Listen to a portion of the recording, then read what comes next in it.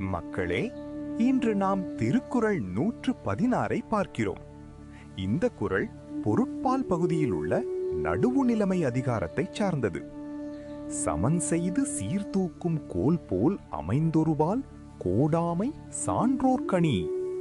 இந்த குறள் நடுவு நிலையின் அழகையும் அதன் உயர்ந்த தன்மையையும் மிகவும் தெளிவாக விளக்குகிறது.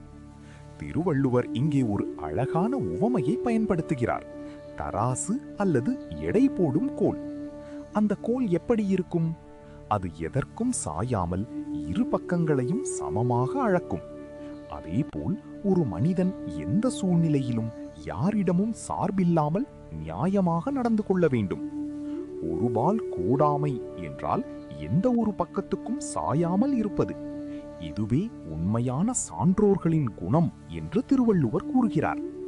நீங்கள் யோசித்து பாருங்கள்.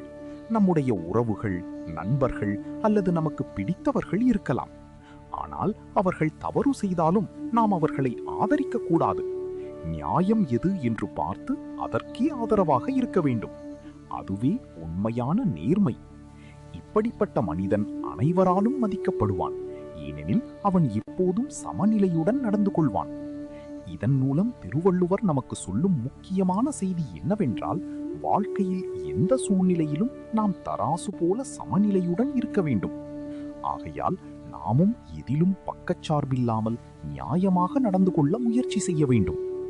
சமன் செய்து சீர்தூக்கும் கோல் போல் அமைந்தொருபால் கோடாமை சான்றோர்கணி.